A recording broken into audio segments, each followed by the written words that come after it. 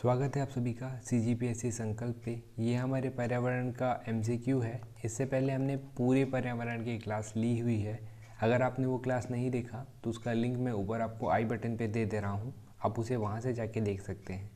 आज के क्लास में हम लोग ऐसे MCQs को टारगेट करने वाले हैं पर्यावरण के, जो आपके इस साल के CGPSC प्री के एग्ज़ाम के लिए काफ़ी ज़्यादा महत्वपूर्ण है। तो चलिए बहुत ज़्यादा वक्त ना गवाते हुए शुरू करते हैं आज के MCQ। लेकिन उससे पहले आप लोगों के लिए एक घोषणा है। हमारी संस्था संकल्प एकेडमी, उनके द्वारा टेस्ट सीरीज़ का आयोजन किया जा रहा है, जिसका जो मोड रहेगा वो ऑफलाइन भी रहेगा, साथ में ऑनलाइन भी रहेगा। तो आप जैसे भी इनरोल करना चाहते हैं, अगर आप इंटरेस्टेड हो तो आप इस नंबर पे मैसेज करिए, मैसेज ड्रॉप करिए। मैसेज ड्रॉप करेंगे तो आपको उधर से रिस्पांस मिलेगा और आप यहाँ पे एनरोल कर सकते हैं। मैं आपके साथ एक बार टाइम टेबल शेयर करना चाहूँगा कि ये टाइम टेबल क्या है हमारा। हमने टोटल 10 टेस्ट रखा हुआ है, जो कि 12 तारीख से शुरू हो रहा है और लास्ट टेस्ट जो रहेगा आपका 8 तारीख को ख़त्म होगा। शुरुआत के जो टेस्ट रहेंगे, 5 टेस्ट जो रहेंगे आपकी, ये रहेंगे टॉपिक वाइज, जैसे छत्तीसगढ़ का इतिहास और भारत का इतिहास, छत्तीसगढ़ का भूगोल, भारत का भूगोल, प्रशासन, स्थानीय प्रशासन, भारत का संविधान। इनसे आपका क्या रहेगा, हर एक टॉपिक कवर होने वाला है। उसके बाद जब आपका 6वां से 10वां पेपर स्टार्ट होगा, इनमें आपका पूरा का पूरा ये GS पेपर 1 होगा, फिर GS पेपर 1 होगा, GS पेपर 1 होगा। इससे क्या रहेगी कि आपकी प्रिपरेशन और बेटर तरीके से हो पाएगी। तो जो भी इंटरेस्टेड स्टूडेंट हैं, जो इस टेस्ट पे एनरोल करना चाहते हैं, वो इस नंबर पे मैसेज कर सकते हैं। ठीक है, चलिए फिर शुरू करते हैं आज का जो हमारा टॉपिक है उसको, जो कि है पर्यावरण। सबसे पहला क्वेश्चन, वृक्षों तथा वनों को काटने से किस प्रकार की हानि होती है? ऑप्शन ए, वायुमंडलीय परिवर्तन, प्रदूषण का खतरा, भूमि क्षरण, वर्षा की कमी, या उपरोक्त सभी। वायुमंडल परिवर्तन हाँ होता है, प्रदूषण का खतरा होता है, भूमि क्षरण हाँ होता है, यानी कि इसका आंसर क्या आ जाएगा आपका, उपरोक्त सभी। दूसरे क्वेश्चन पे आते हैं, निम्नलिखित में से कौन भौतिक वातावरण का तत्व नहीं है? भौतिक वातावरण, भूमि हाँ ये है, मिट्टी ये भी भौतिक वातावरण का तत्व है, खनिज ये भी है, बस्तियाँ इसे तो बसाया जाता है इंसानों के द्वारा, तो ये उसका तत्व नहीं है। अगला क्वेश्चन, पारिस्थितिकी तंत्र में ऊर्जा का पिरामिड होता है। इसको अगर आपने हमारे लेक्चर को देखा है तो इसे हमने एकदम डिटेल में किया था।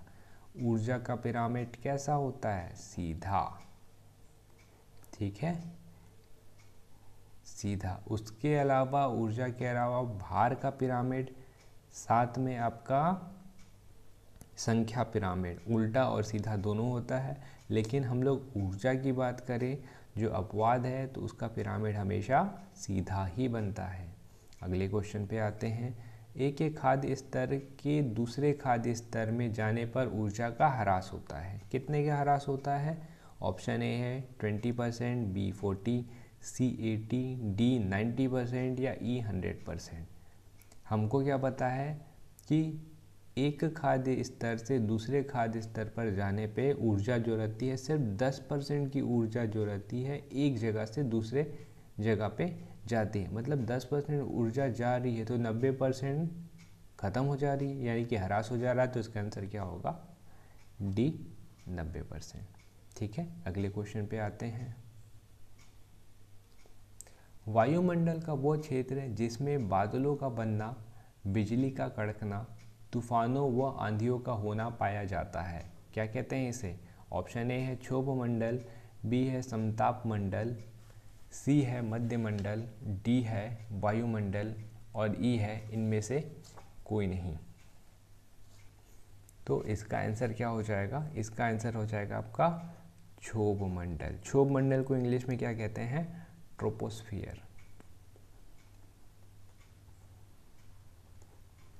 ठीक है, ट्रोपोस्फियर। और आपके पास एक क्वेश्चन और आता है जो यहीं से ही बनेगा, कि जो आपका विमान है, विमान उड़ता है, विमान कौन से मंडल में उड़ता है या कौन से मंडल के ऊपर उड़ता है?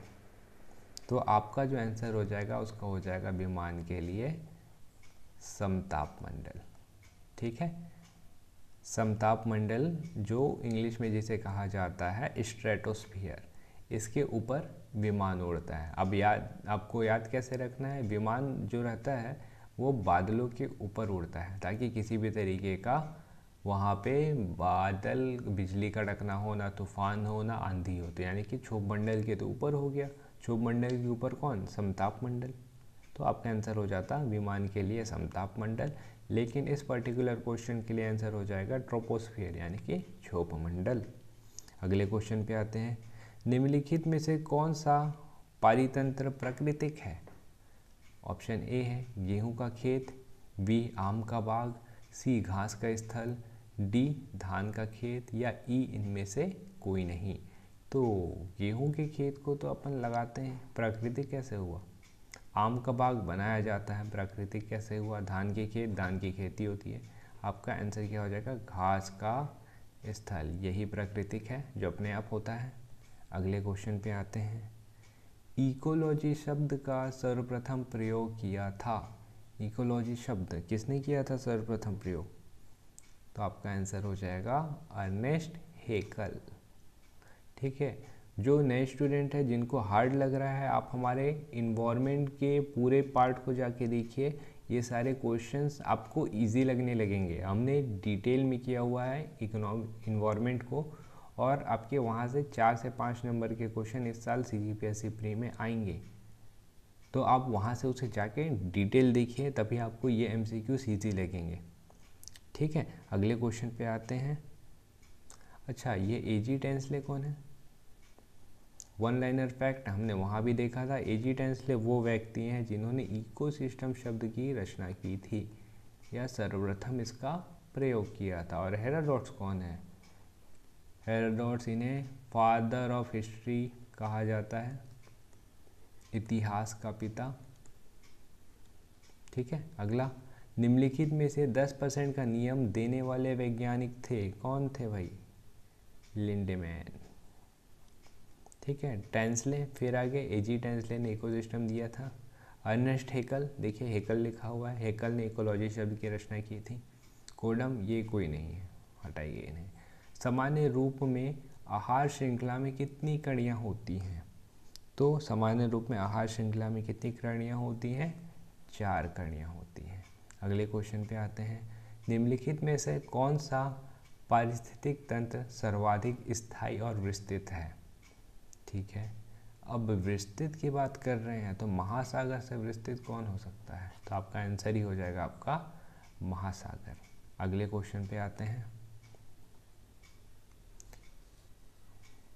भारत को मानव पारिस्थितिकी के रूप में परिभाषित किया था, किन्होंने किया था, तो ये आपका अलग क्वेश्चन है, इसे अलग से लिख लीजिएगा, एच बेरोज।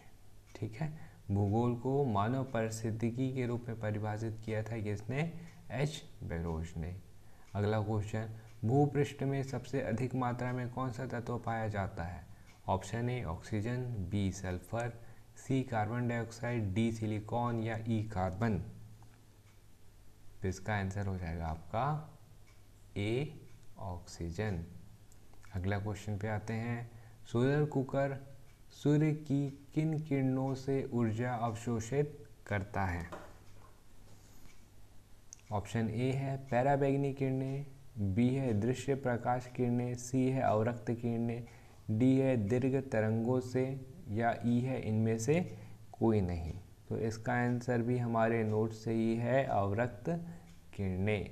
अगले क्वेश्चन पे आते हैं, सागरीय जल की लवणता में किस लवण की मात्रा सर्वाधिक होती है। तो आपका आंसर क्या हो जाएगा इसका, ऑप्शन क्या है आपके, sodium chloride, magnesium chloride, magnesium sulphate, calcium sulphate, इनमें से कोई नहीं। तो आपका आंसर हो जाएगा इसमें सोडियम क्लोराइड। ठीक है, अगले क्वेश्चन में हम लोग आते हैं। अगला क्वेश्चन क्या कह रहा है आपका, भारतीय वन प्रबंधन संस्था कहाँ अवस्थित है। ऑप्शन ए है आपका देहरादून, बी है अहमदाबाद, सी है हरिद्वार, डी है अल्मोड़ा, और ई है कोलकाता। तो आपका क्या हो सकता है, आपको देखिए इन दो ऑप्शन में कन्फ्यूजन होगा, या तो देहरादून हो सकता है या अहमदाबाद हो सकता है। लेकिन क्वेश्चन को अच्छे से पढ़ेंगे तो आपको पता चलेगा वन प्रबंधन संस्था बोला है, ठीक है। वन प्रबंधन संस्था जो है वो है आपका अहमदाबाद में, ना कि देहरादून में। अगले क्वेश्चन पे आते हैं। सर्विस स्टेशन पर मोटर कारों के प्रदूषण जांच में किस की पहचान तथा उसकी मात्रा को मापा जाता है। ठीक है, सर्विस स्टेशन में क्या नाप के देखेंगे हम भाई, शीशा और कार्बन कण, नाइट्रोजन तथा sulphur oxide, carbon monoxide, carbon dioxide, या इनमें से कोई नहीं। तो देखिए नाइट्रोजन और सल्फर ऑक्साइड तो हो ही नहीं सकता, ऑप्शन एलिमिनेट करते हैं। कार्बन डाइऑक्साइड, हाँ कार्बन डाइऑक्साइड हो सकता है, लेकिन क्या सिर्फ कार्बन डाइऑक्साइड ही नापेंगे, चलिए इसको रिजर्व में रखते हैं। कार्बन मोनोऑक्साइड, कार्बन मोनोऑक्साइड हो नहीं सकता, तो ये दो ऑप्शन आपके बच रहे हैं। तो सीसा, सीसा जिसे कहा जाता है इंग्लिश में लेड, ठीक है, और कार्बन कट, इन दो चीज़ों को नापा जाता है सर्विस स्टेशन पे। तो आपका आंसर क्या हो जाएगा, ऑप्शन ए सीसा तथा कार्बन कट। अगला, फ्लाई ऐश एक ऐसा प्रदूषक दहाई उत्पाद है जो प्राप्त होता है जलने से। फ्लाई ऐश किसके जलने से उत्पादन मतलब मिलता है आपको, तो डायरेक्ट आंसर हो जाएगा आपका कोयला। कोयला जलता है, फ्लाई ऐश मिलता है, फिर इसी फ्लाई ऐश का ईटा बनाया जाता है, हमने देखा था इन्वायरमेंट की क्लास पे। अगले क्वेश्चन पे आते हैं। वायुमंडल में निम्नलिखित में से किसके उत्सर्जन से अम्लीय वर्षा होती है। अब अम्लीय वर्षा को हमने डिटेल में देखा है। अम्ल वर्षा के लिए दो गैसेस रहते हैं जो सबसे ज़्यादा रिस्पॉन्सिबल रहते हैं अम्लीय वर्षा के लिए। एक रहता है आपका NO2 नाइट्रोजन, और दूसरा SO2। ये NO2 नमी के साथ मिल के बन जाता है HNO3 नाइट्रस ऑक्साइड, और ये SO2 नमी के साथ मिल के बन जाता है H2SO4 यानी कि सल्फर डाइऑक्साइड। फिर ये दोनों मिलके कराते हैं अम्लीय वर्षा। तो आपका आंसर क्या हो जाएगा, नाइट्रोजन तथा सल्फर डाइऑक्साइड, ठीक है। किस तत्व के लगातार संपर्क के कारण ब्लैक फुट नामक रोग हो जाता है। इस क्वेश्चन को भी मैंने आपको नोट्स में कराया था। तो इसका ऑप्शन क्या है आपका, नाइट्रेट, आर्सेनिक, कैडमियम, पारा, या इनमें से कोई नहीं। तो इसका जो आंसर हो जाएगा वो डायरेक्ट और सिंगल लाइनर आर्सेनिक। अगले क्वेश्चन पे आते हैं। निम्नलिखित ग्रीन हाउस गैसों में से किस एक का उत्सर्जन पूर्णतः मानव द्वारा किया जाता है। मीथेन, मीथेन पूर्णतः मानव द्वारा तो नहीं होता, तो ये ऑप्शन हट जाएगा। नाइट्रस ऑक्साइड, अब भी मैंने आपको ऊपर बताया नाइट्रस ऑक्साइड जो है आपका ये ग्रीन हाउस है और एसिड के लिए, तो ये तो हो ही नहीं सकता। क्लोरोफ्लोरोकार्बन, ठीक है, चलिए इसके बारे में देखते हैं। हाइड्रोजन सल्फाइड, हाइड्रोजन सल्फाइड, चलिए इसके बारे में भी देखते हैं, या इनमें से कोई नहीं। तो ये दो बच रहे हैं, तो इनमें से कोई नहीं तो हो ही नहीं सकता।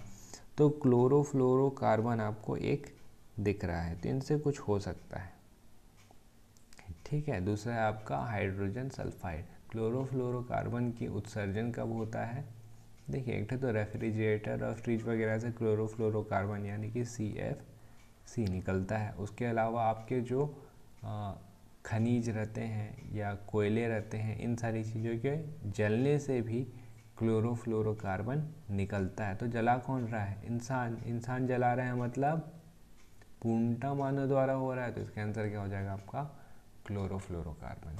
अगले क्वेश्चन पे आते हैं।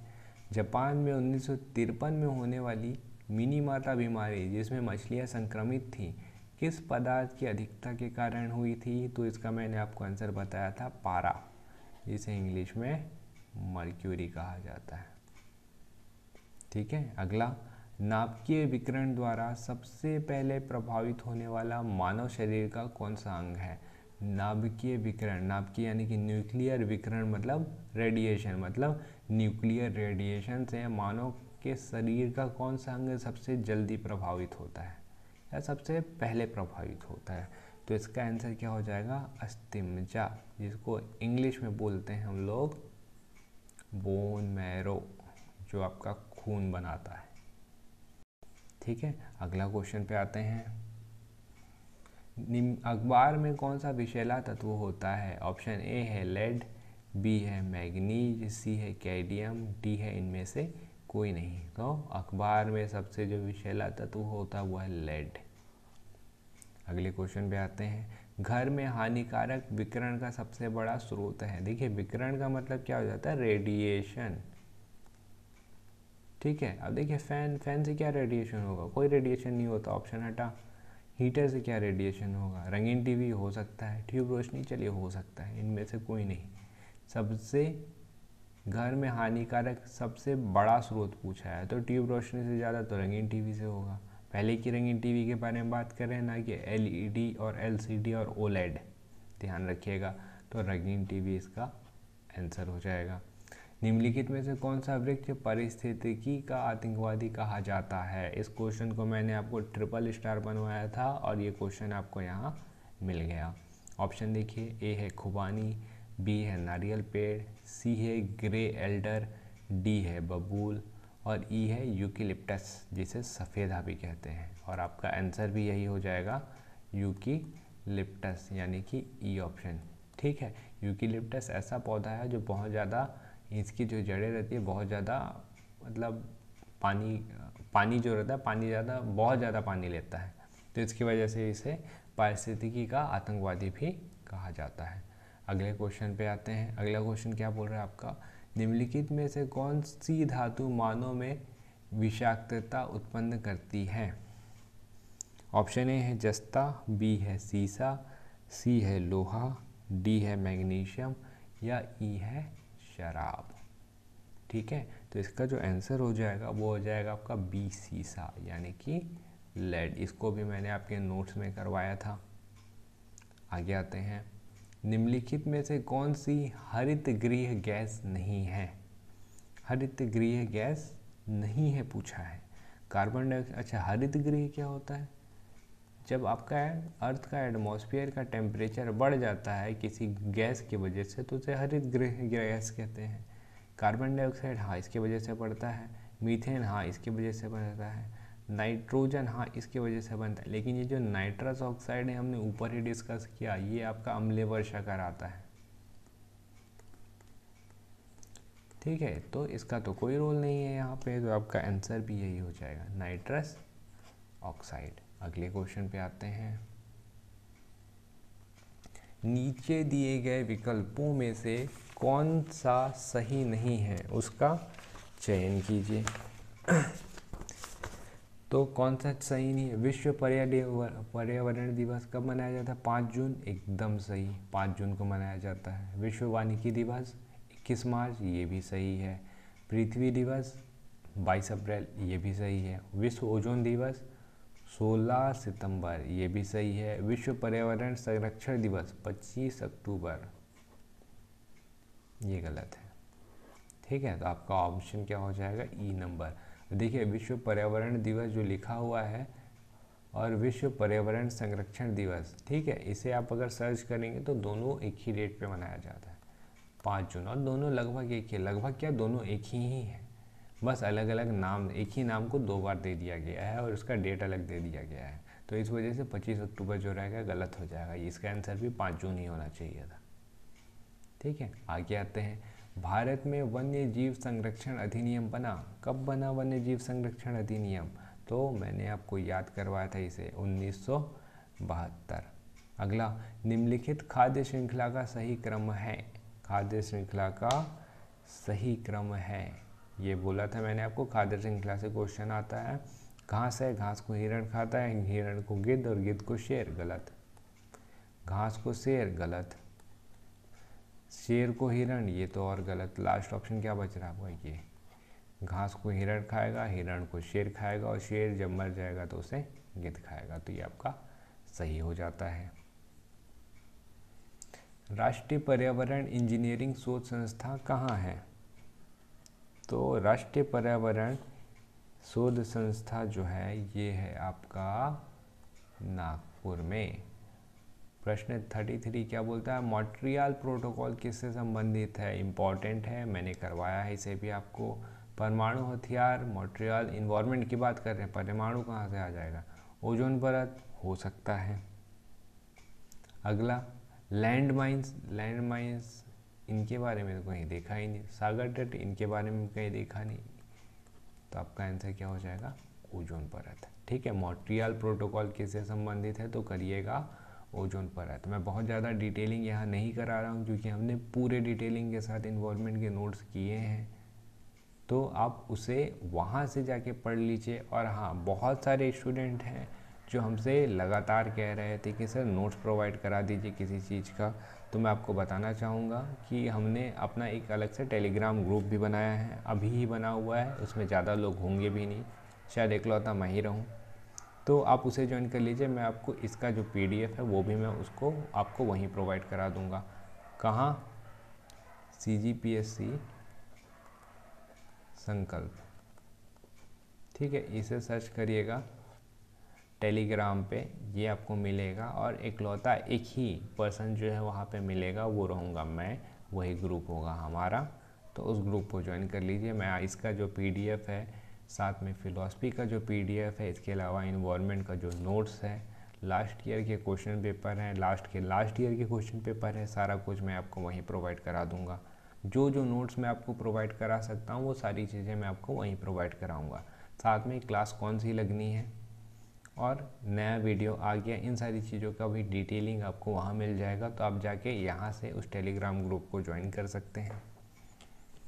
चलिए फिर अगले क्वेश्चन पे आए। अगला क्वेश्चन क्या बोलता है, बायोडीजल का इस्तेमाल करने वाला भारत का पहला राज्य निम्नलिखित में से कौन है। तो ये डायरेक्ट क्वेश्चन है और उसका आंसर क्या हो जाएगा, छत्तीसगढ़।